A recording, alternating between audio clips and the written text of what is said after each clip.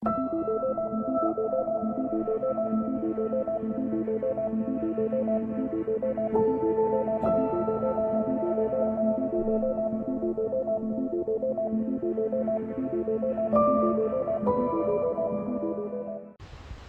hola hermanos en Cristo, aquí les habla nuevamente desde Chile su amigo Manuel Troncoso y los quiero invitar a cada uno de ustedes a suscribirse a mi canal Coleccionista de Biblias para que podamos conocer el maravilloso mundo de las diversas traducciones que existen en el mundo católico. Ve y comparte este canal con tus amigos para que podamos difundir de esta manera la palabra de Dios. Chao, que estén todos ustedes muy bien.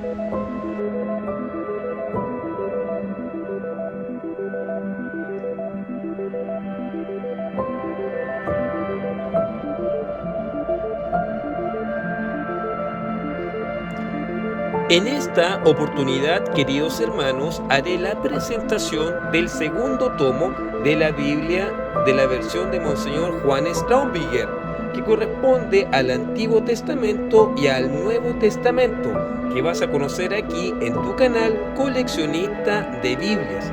Pero antes de hacer la revisión de este tomo número 2 de la Santa Biblia de Monseñor Juan Staubigger, recuerda darle like a este video para que muchas más personas puedan conocer el contenido de este canal. Y si aún no estás suscrito, hazlo para que de esta forma podamos difundir la palabra de Dios en el mundo católico. Bien, hermanos, recuerden que ya realicé un video del tomo número 1 de la Biblia de Monseñor Juan Staubigger. Ya hice la revisión del tomo número 1 que posee aquel dibujo, como usted lo puede observar, de la iglesia primitiva. Y acá usted puede ver que el contenido es el Pentateuco, los libros históricos y los libros sapiensales. Entonces, esta Biblia es publicada por la editorial argentina Vórtice. Es la última edición que se ha hecho de la Biblia Staubigger. Y ahora, en concreto, vamos a hacer la revisión del tomo número 2 en este video. ¿Y por qué razón quiero hacerlo? Porque, primero que todo, prometí que iba a hacerlo de aquella forma. Y segundo, porque hay hermanos que se han confundido y señalan que me falta mostrar el tomo que corresponde al Nuevo Testamento y que es de color verde.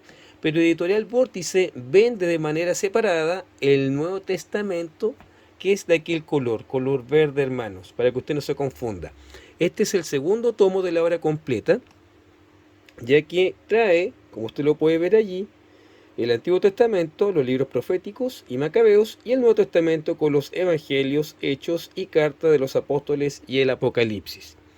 Entonces, eso para que usted no caiga en la confusión, querido hermano.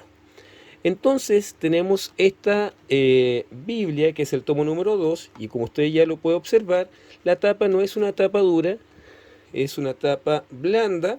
Acá usted puede ver el lomo Santa Biblia, tomo 2 de la editorial Vórtice. Y acá usted puede ver la parte de atrás. Entonces, en su interior comienza con esta lectura en donde dice: no negamos la necesidad de la crítica textual ni tampoco el valor de las notas filológicas, históricas, geográficas, arqueológicas. Y gracias a Dios tenemos ese aparato científico en muchas ediciones. Mas no olvidemos que en las publicaciones bíblicas que se dirigen al pueblo no debe faltar el método patrístico, que ante todo busca en la escritura las verdades doctrinales y las enseñanzas prácticas para llevar una vida de más en más cristiana. Jesús vive en medio de nosotros, no solamente en la Eucaristía, sino también en su santa palabra, el Evangelio. Subrayo muy en especial el pensamiento del amor paterno de Dios, la idea de la filiación divina, del amor fraterno y la esperanza en la vuelta de Cristo. Debemos resistir a las tendencias demoledoras de la exégesis moderna, puramente científica, que todo lo que no entiende lo reduce a metáfora y alegoría. Con ello le resta al pueblo creyente mucho de la esperanza de las realidades futuras. Nosotros, cuando rezamos, le hablamos a Dios. Cuando leemos la Sagrada Escritura, Dios nos habla a nosotros. Entonces, acá aparece la primera hoja en donde dice Santa Biblia, que corresponde al tomo número 2. Ahí aparece la imagen de nuestro Señor Jesucristo, que aparece en la portada. Es la misma imagen, hermanos. Damos vuelta a la página. Acá aparece Santa Biblia, tomo número 2, Antiguo Testamento, libros proféticos hasta Macabeos. Y en el Nuevo Testamento, en los Evangelios, Hechos de los Apóstoles, Carta de los Apóstoles, Apocalipsis. Traducción y nota de Monseñor Dr. Juan Staubiger, publicada por la editorial argentina Vórtice. Esta Biblia se encuentra en Argentina, hermanos, porque me han preguntado si está en Chile, pero acá aún no llega. Bien, el Neil Obstan es de Raúl Primatesta, Censor and Oak, La Plata, 23 de abril de 1948. El imprimatur del Monseñor Dr. Rafael María Cabo Montilla, Vicario General, La Plata, 30 de mayo de 1951. Entonces, aquí tenemos el tomo número 2. Índice de la Santa Biblia, tomo 2, Antiguo Testamento, segunda parte. Esta segunda parte trae los libros de Isaías, Jeremías, Lamentaciones, Baruch, Ezequiel, Daniel, Oseas, Joel, Amós, Abdías, Jonás, Miqueas, Nahum, Habacuc, Sofonías, Ageo, Zacarías, Malaquías y Primera de Macabeos y Segunda de Macabeos. Y el Nuevo Testamento, obviamente, que lo trae completo, que corresponde a los 27 libros del Nuevo Testamento. Recordemos que la Biblia Católica, queridos hermanos, tiene un total de 73 libros. 73 libros, en donde 46 corresponden al Antiguo Testamento y 27 libros corresponden al Nuevo Testamento. Acá aparece el orden de los libros de la Santa Biblia y aquí aparece el canon completo como se los acabo de mencionar. Los 73 libros que posee la Biblia católica, y usted puede ver que el libro del Apocalipsis tiene el tomo del libro número 73. 73 hermanos. Advertencia al Antiguo Testamento, a la edición de 1948.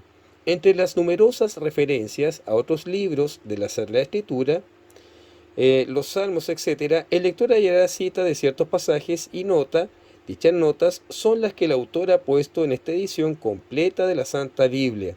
Los títulos y epígrafes no forman parte del texto sagrado, sino que solo han sido puestos para marcar la división lógica y facilitar la lectura. A la presente edición del año 2023 se reproducen sin mengua ni agregado el prólogo y las introducciones a los libros de la Santa Biblia realizada por Monseñor Juan Staubiger para la edición de 1948. Se incorporaron directamente al texto las palabras destacadas en la edición de 1948 con paréntesis y cursivas, y se reemplazaron los pronombres enclíticos caídos en desuso. Tómola, díjole, por la forma prolítica común, la tomó, le dijo. En lo demás, la traducción se conserva sin cambios. Se cambiaron las abreviaturas de los libros sagrados por sus nombres completos en las notas al pie. Entonces, esos son los cambios que se realizaron en esta Biblia. Aquí aparece una introducción de los libros proféticos, como ustedes se pueden dar cuenta. Aparece la introducción realizada por Monseñor Juan Staubiger. Está completa, hermanos. Tiene mucha información, como usted lo puede visualizar. Y acá comenzamos con el libro de Isaías. Y acá aparece la introducción del libro de Isaías y aquí ya comienza el texto bíblico.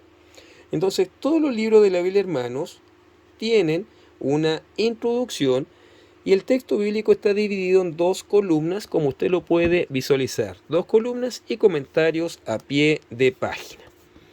Del libro de Isaías, vamos a hacer lectura de Isaías capítulo 7, versículo 14. Entonces, Isaías 7, 14, que dice así, en el 14.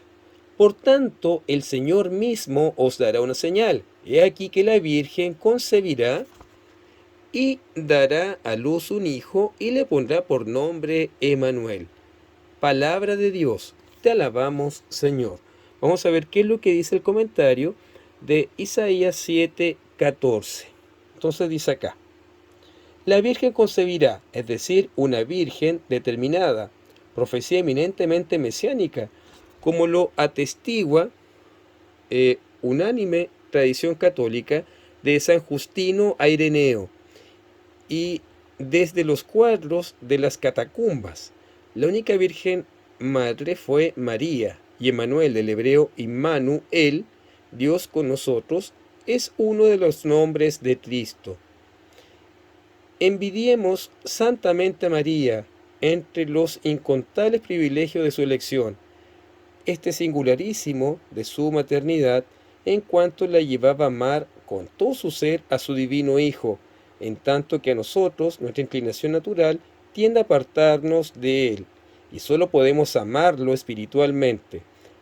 Mas también es María el modelo sumo de este amor espiritual,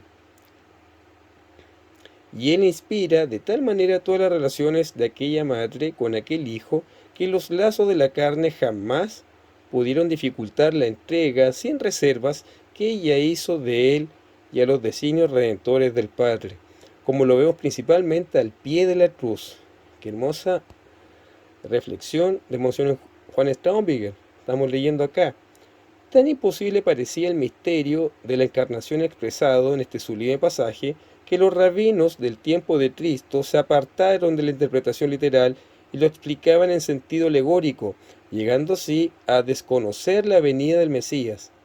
Es este uno de los más elocuentes ejemplos del daño a que puede conducir el abuso de la interpretación alegórica de las Escrituras según la fantasía de cada uno. Los sumos pontífices en los últimos tiempos, no han cesado de inculcar la obligación de buscar primeramente el sentido literal. Encíclica Providentissimus Deus de León XIII, Spiritus Paraclitus de Benedicto XV y especialmente Divino Flante Espíritu de Pío XII. El mismo San Jerónimo, de quien Benedicto XV dice que también pagaba tributo a la interpretación alegórica que dominaba las escuelas de Alejandría, declara al respecto: no es posible que tantas promesas como cantaron en el sentido literal los labios de los santos profetas queden reducidas a no ser ya otra cosa que fórmulas vacías y términos materiales, y una simple figura de retórica. Ellas deben al contrario descansar en un terreno firme, citado por su santidad Benedicto XV.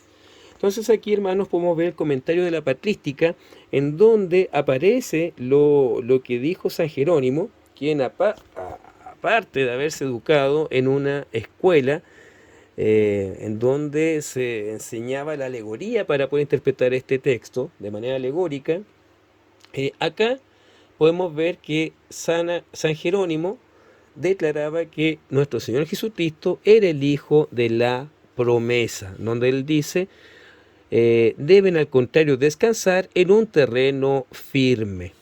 Entonces, esta Biblia en patrística, hermanos, es muy rica para poder explicar e interpretar la palabra de Dios. Ahora vamos a avanzar hasta el Nuevo Testamento de nuestro Señor Jesucristo. Acá aparecen una concordancia evangélica de los hechos realizados por nuestro Señor Jesucristo. Vamos a verlo acá, en donde dice concordancia evangélica del padre Leonardo Castellani en el Evangelio de Jesucristo. Llámese concordancia evangélica al disponer los evangelios en el orden de la vida de Cristo, desarticulando sus perícopas, fragmentos y versículos para colocarlos según la probable cronología, cuyo resultado es una historia de Cristo en las mismas palabras del texto sacro. Entonces acá aparece, ustedes se pueden dar cuenta, por ejemplo, el anuncio del nacimiento de Juan Bautista, y acá usted puede ver que solamente aparece en el libro de Lucas. Después la visita de Isabel también aparece solo en el libro de Lucas. La prueba de José aparece en el libro de Mateo, y así sucesivamente. Y de esta concordancia evangélica aparecen varias hojas que las explican, hermanos. ¿Se fija? Mucha información trae esta Biblia de Monseñor Juan Staubingen. Y eso aparece aquí, en donde comienza el Nuevo Testamento. Aparece una imagen de nuestro Señor Jesucristo crucificado. Posteriormente aparece un mapa de la Tierra Santa en los tiempos de nuestro Señor Jesucristo.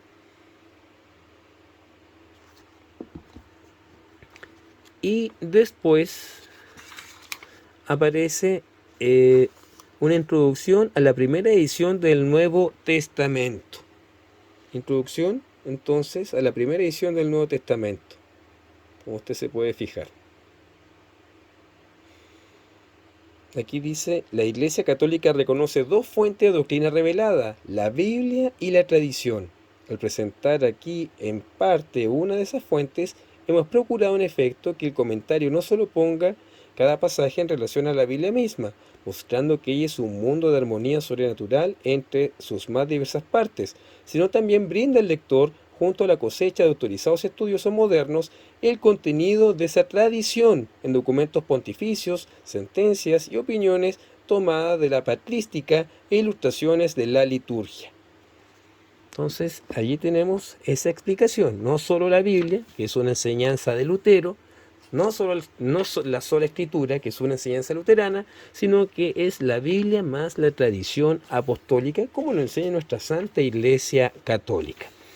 Ahora vamos a hacer lectura de Mateo capítulo 5, que dice así: El sermón de la montaña, las 8 bienaventuranzas. Al ver estas multitudes, subió a la montaña. Habiéndose sentado, se le acercaron sus discípulos. Entonces abrió su boca y se puso a enseñarles así: Bienaventurados los pobres en el espíritu, porque a ellos pertenece el reino de los cielos. Bienaventurados los afligidos, porque serán consolados. Bienaventurados los mansos, porque heredarán la tierra. Bienaventurados los que tienen hambre y sed de la justicia, porque serán hartados. Bienaventurados los que tienen misericordia, porque para ellos habrá misericordia. Bienaventurados los de corazón puro, porque verán a Dios. Bienaventurados los pacificadores, porque serán llamados hijos de Dios. Bienaventurados los perseguidos por causa de la justicia, porque a ellos pertenece el reino de los cielos. Dichosos seréis cuando os insultaren, cuando os persiguieren, cuando dijeren mintiendo todo mal contra vosotros por causa mía. Gozaos y alegraos, porque vuestra recompensa es grande en los cielos, pues así persiguieron a los profetas que fueron antes de vosotros. Gloria a ti, Señor Jesús. Entonces acá vamos a ver en parte lo que significa la bienaventuranza. Entonces vamos a leer aquí, por ejemplo, qué significa pobres en el espíritu son. Como observa Santo Tomás, citando a San Agustín, no solamente los que se apegan a las riquezas, aunque sean materialmente ricos, sino principalmente los humildes y pequeños que no confían en sus propias fuerzas y que están, como dice San Juan Crisóstomo, en actitud de un mendigo que constantemente implora de Dios la limosna de la gracia. En este sentido dice el Magnificat: los hambrientos llenos de bienes y a los ricos dejó vacíos. Después los mansos. Los mansos tendrán por herencia el reino de los cielos, cuya figura era la tierra prometida. Verán a Dios. Los limpios de corazón son los que ven a Dios, conocen su voluntad, oyen su voz, interpretan su palabra. Tengamos por cierto que para leer la Santa Biblia, sondear sus abismos y aclarar la oscuridad de sus misterios, poco valen las letras y ciencias profanas, y mucho la caridad y el amor de Dios y del prójimo. Eso cita San Agustín de Hipona. Después, en el versículo 13, en las dos figuras de la sal y la luz, nos inculca el Señor el deber de preservarnos de la corrupción y dar buen ejemplo. Entonces, muchas notas con patrística, hermanos, para poder interpretar la Sagrada Escritura. Ahora vamos a avanzar a San Mateo 16, 18, un texto clave de nuestra fe católica. Y vamos a ver qué dicen los comentarios de la Biblia de Monseñor Juan Straubinger. Nos vamos a hacer lectura del versículo 18, San Mateo 16, 18, que dice así. El 18 está acá.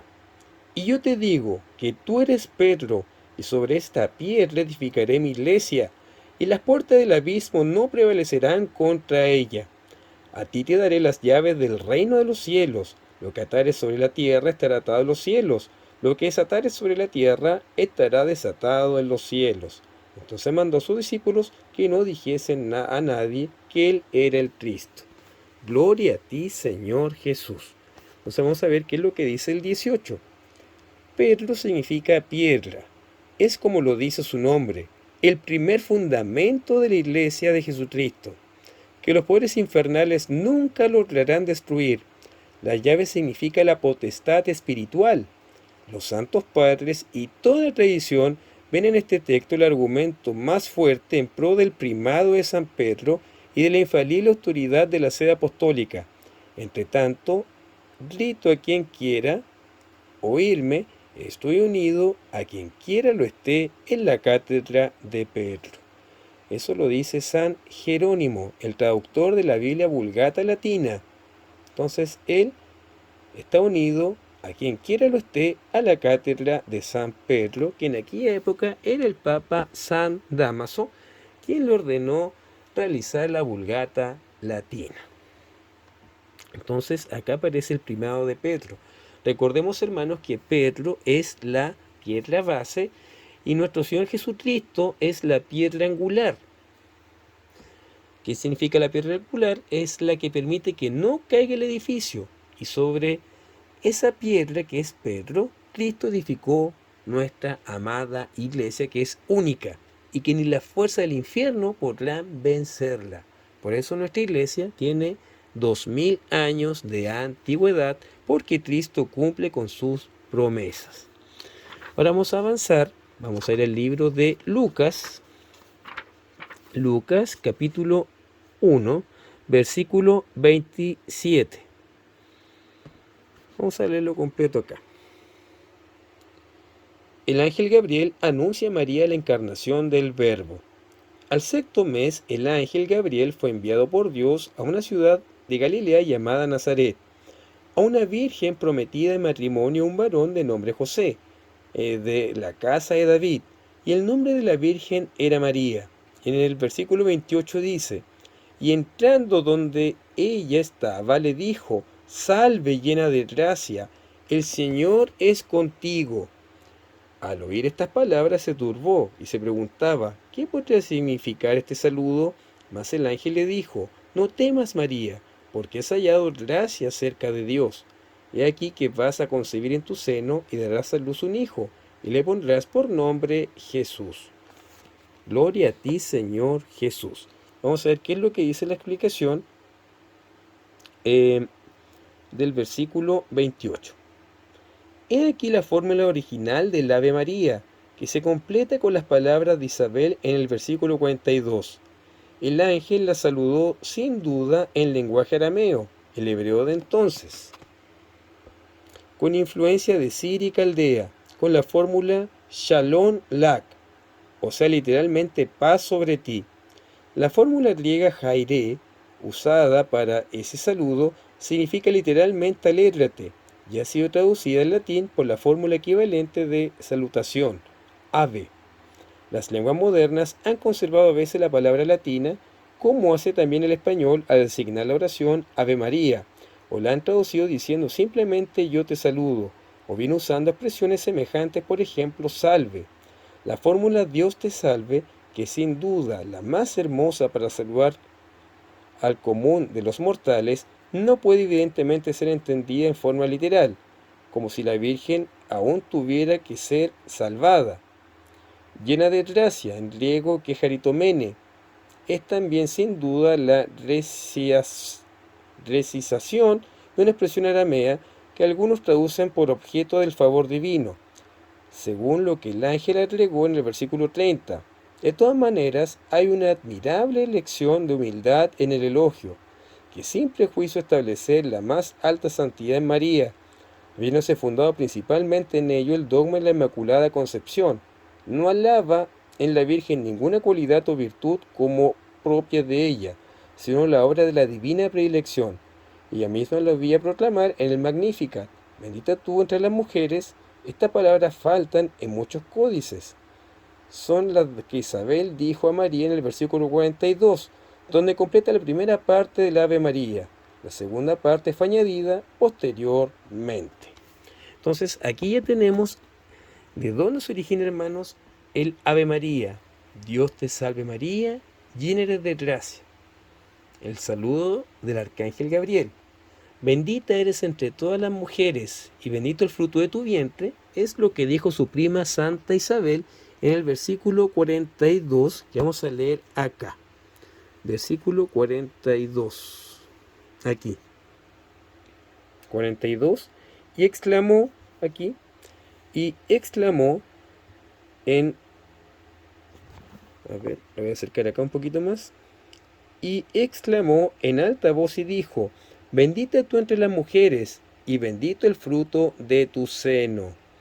Entonces, aquí tenemos de dónde se origina el Ave María, queridos hermanos. Ahora vamos a hacer lectura del libro de Juan, el libro de San Juan, capítulo 1.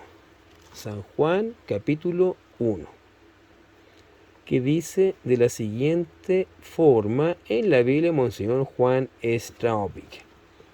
Y dice así: el principio el verbo era, y el verbo era junto a Dios, y el verbo era Dios. Él era en el principio junto a Dios. Por él todo fue hecho, y sin él nada se hizo de lo que ha sido hecho. En él era la vida, y la vida era la luz de los hombres. La luz luce en las tinieblas, y las tinieblas no la recibieron. Gloria a ti, Señor Jesús. El comentario dice de la siguiente forma: Juan es llamado el águila entre los evangelistas por la sublimidad de sus escritos, donde Dios nos revela los más altos misterios de lo sobrenatural. En los dos primeros versos, el águila gira en torno a la eternidad del Hijo, Verbo en Dios. En el principio, antes de la creación de toda eternidad, era ya el Verbo y estaba con su Padre, siendo Dios como Él. Es el Hijo unigénito, igual al Padre, consubstancial al Padre, coeterno con Él, omnipotente, omnisciente, infinitamente bueno, misericordioso, santo y justo, como lo es el Padre, quien todo lo creó por medio de Él. Bello comentario de la Biblia, Monseñor Juan Straubing. Entonces, por las dudas que usted pueda tener, hermanos, esta Biblia posee los mismos comentarios que la Biblia original de Monseñor Juan Straubing, publicada en la década del 50 del siglo pasado o del siglo XX. Están todos los comentarios, por si usted tenía la duda, y usted se puede dar cuenta de que se ven con bastante claridad.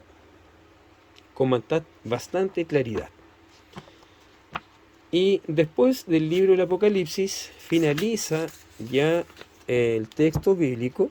Aquí ya termina el libro del Apocalipsis. Trae mucho comentario que sería bueno verlo más adelante. Acá aparece un mapa de Jerusalén en los tiempos de Jesús. Aparece un mapa de los viajes del apóstol Pablo, de San Pablo. Y dice, se terminó de editar en Buenos Aires, República Argentina, el 25 de marzo del año del Señor 2023. Solemnidad a la Anunciación del Señor. Y termina con una imagen de nuestro Señor Jesucristo resucitado. Y aparece una biografía de Monseñor Juan Straubing, que nació en Essenhausen, Alemania, el 26 de diciembre de 1883 y se ordenó sacerdote en 1907. A los 24 años de edad enseñó en la Universidad y el Seminario de Tübingen. En 1912 se doctoró en las lenguas orientales e historia comparada de las religiones. Ese mismo año su obispo lo envió a Roma para que se perfeccione en ciencias bíblicas y su primer mentor y maestro fue Paul von Kepler, teólogo y obispo de Rothenburg. En los años siguientes realizó un recorrido por Palestina, el Sinaí, Turquía, acumulando el conocimiento de varios idiomas. Volvió a Alemania en 1918 y una vez terminada la Gran Guerra, en 1933, fundó en Stuttgart el Movimiento Bíblico Popular Católico para explicar al pueblo cristiano lo del libro de los libros, fuente de espiritualidad y estímulo de la vida cristiana. En 1938, invitado por el obispo de Jujuy, Enrique Mumm, se radicó en el norte de la Argentina. Dada su facilidad para los idiomas, aprendió el castellano en poco tiempo y se dedicó particularmente al apostolado bíblico. Un año después creó la famosa revista bíblica que dio impulso al movimiento bíblico argentino. En 1940 fue nombrado profesor del Seminario Mayor de La Plata, capital de Buenos Aires, y allí se radicó enseñando Sagradas Escrituras, patrología y griego bíblico. Fruto de su incesante labor fueron 23 libros sobre los temas de su especialidad, entre los que se destaca la edición de la Santa Biblia, traducida directamente a los textos primitivos y anotada. En noviembre de 1951 volvió a Alemania y murió en Stuttgart el 23 de marzo de 1956. Y con esto, hermanos, terminamos la revisión de la Santa Biblia de Monseñor Juan Staubinger, tomo 2 y final, que conociste aquí en tu canal Coleccionista de Biblias. Acá está el tomo 1, que ya hicimos la revisión, y lo completamos con el tomo 2. Bien, hermanos, recuerda suscribirte a mi canal Coleccionista de Biblias para que podamos conocer el maravilloso mundo de las diversas traducciones que existen en el mundo católico. Recuerda darle like a este video para que muchas personas se puedan suscribir, y si aún no estás suscrito, hazlo para que de esta forma podamos difundir la palabra de Dios en el mundo católico. Recuerda leer la Biblia todos los días por 15 minutos para que de esta forma te puedan nutrir de la palabra del Señor. Pídele que te envíe su Espíritu Santo, que te quite la soberbia y que puedas entender las Sagradas Escrituras mediante la patrística y el magisterio de la Iglesia junto a su tradición de los santos padres. Nos vemos en un próximo video, si Dios así lo quiere, y que Santa María siempre Virgen ruegue por cada uno de nosotros. Chao, y que estén todos ustedes muy bien.